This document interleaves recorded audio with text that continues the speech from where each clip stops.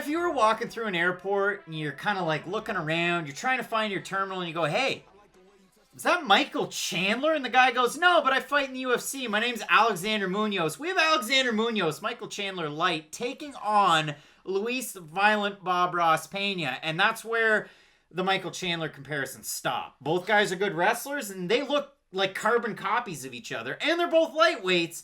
Except one of them's way on the other side of the country. He's a wrestling coach at Team Alpha Male. The other one's going to fight for the vacant UFC lightweight belt coming up shortly. And for Alexander Munoz, it's an interesting career that he's had because he's a guy that not a lot of people want to sign up to fight. And that's pretty much all I've read about him is nobody wanted to take a fight against Alexander Munoz, especially after he beat Nick Newell on Dana White's Contender Series. And for Munoz, he assumed he was going to get a contract after beating a big name like that. For Newell, hasn't really been the best of career from, well, really Contender Series on. But for Munoz, it was interesting. So he fights after that on Dana White's Looking for a Fight. He fights Troy Lamson. Recognizable name. He wins. That episode was familiar, or it might jog your memory, because Dana White stood on top of a cliff and didn't want to jump into the ocean. And that's pretty much all I can tell you about that.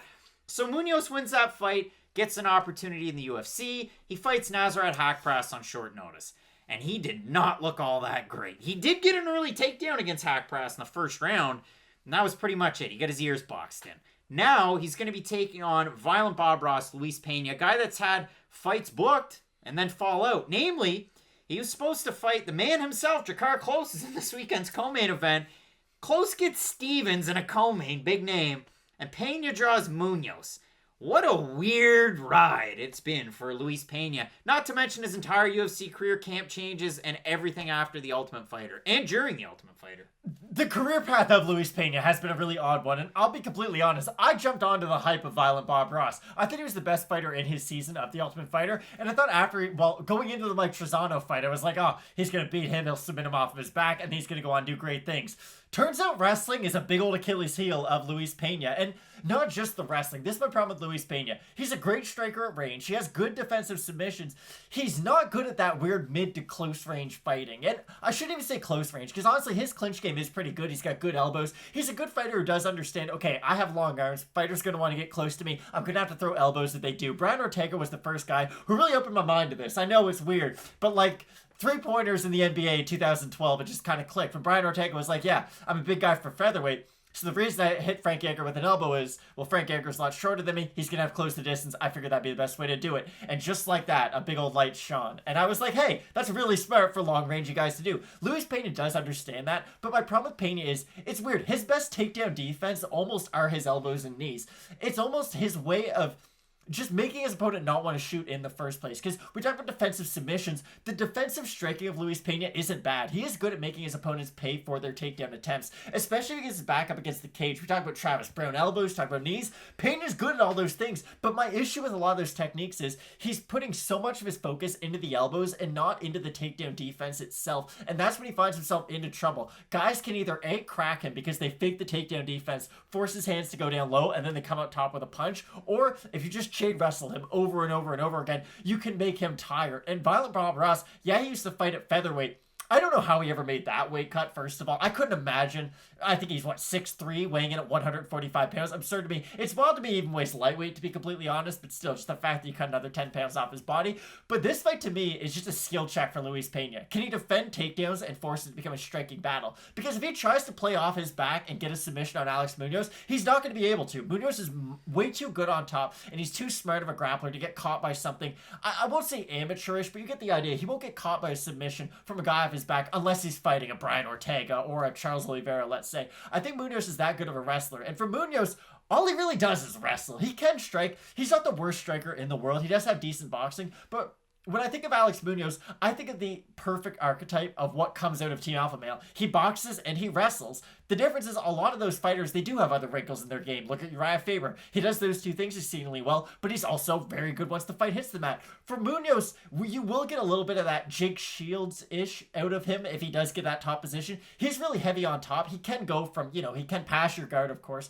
but he will go for position over submission a lot of the time. And for Luis Pena, we talk about the Luis Smolka effect, but Pena is a fighter who is very comfortable off of his back to the point where it isn't always a benefit for him. He does have good elbows off his back, kind of similar similar to GSP when he fought Michael Bisping, or I guess the other way around, Bisping when he lost to GSP. But Pena, my problem with Pena is there's signs in all of his fights that he can be a really big star. He will show like a 30-second stretch where you're like, wow, Luis Pena, if he could just evolve that one area of his game, he could turn into a really exciting contender.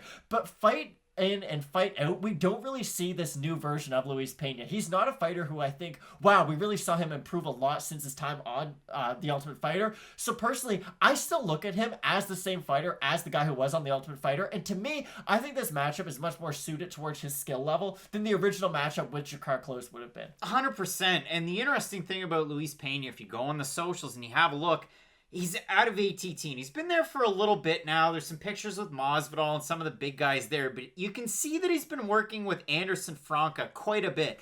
And I thought, okay, well, I know him. He was in the corner of Mateusz Gamrot last weekend, and holy friggin' smokes. If you weren't on the train, you can get on right now. That was amazing. But for Pena, I like that. You're training with a guy like Gamrot. It's going to give you a lot of wrestling looks, and you're going to be able to drill a lot of the things that could cause you problems with a guy like Alexander Munoz. And again, like I focus on this. He also had the pictures with Kyle Dake. I don't know how much they wrestled, but that guy is, well, the best wrestler. The best wrestler. So we'll see how it goes for Pena. With Munoz, same cast of characters. We talked about it with Team Alpha Male. Raymond Daniels, Ricardo Ramos is on this card as well. A lot of seasoned veterans that he's been with for a very long time, being the wrestling coach at that gym, but very much a wrestler. And you see it. He's got the boxing gloves on, and he does strike. You have to, but he's not a striker. I mean, Nasrat Hakparast is probably the most technical boxer that you're going to find in this division, or if not one of the best boxers that you're going to find in this division. And again, once Hakparast defended a few takedowns, boom goes the dynamite. I mean, Munoz had no answers. So can Pena defend the takedowns? He's at a low percentage. More than half of the takedowns against him are successful. And listen, Matt Frivola, kind of a similar fighter to Munoz. Pena loses that one by split decision. We're splitting hairs as to whether or not Pena won or Frivola won. Close fight. After that, he beat Steve Garcia. Beat him handily on the ground. Really did a good job of dominating him on the ground. That was a year ago. And then he gets submitted by Kama Worthy. Kama doesn't have a chin. And sometimes Kama knocks people out. And sometimes he submits them. And on that night, he submitted Violent Bob Ross. So it is a really interesting fight. In terms of the odds in this one, Pena is the favorite. He opened a minus 175.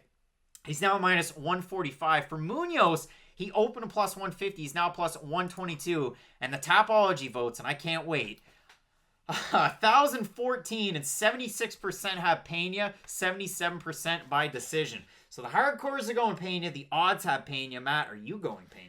I just know this is going to be a really one-sided fight, and it's going to be one-way traffic. I just don't really know which way the sign's going to be pointing, because I can see a very likely scenario where Alex Munoz goes out there and really only secures 3 takedowns. One at the start of the first, the start of the second, and the start of the third, and completely out-grapples and dominates Pena on the mat. I can realistically see that happening. I can see another world where Pena lands one uppercut while Munoz tries to come in for a takedown, and then Munoz is really tentative on the outside the whole entire fight, and Pena picks him apart.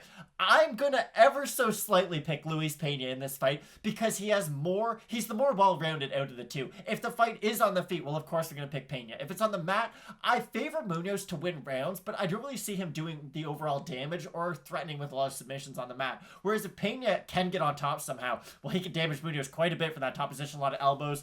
And then his submission game, although not great, it is very nifty. And for a guy who is that tall and rangy at that weight class, you can get submissions in weird positions. He can get Darce chokes, a lot of head and arm positions that just physically Alex Munoz won't be able to get into just because of his build. So I am ever so slightly going to pick Luis Pena, but I can see a very likely scenario where Alex Munoz goes out there and just absolutely ragdolls Pena on the mat.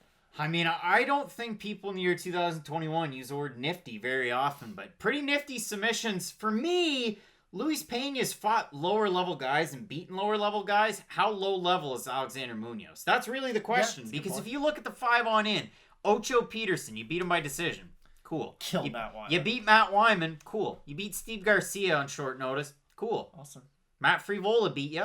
And then you look at the last loss, Kamaworthy beat you.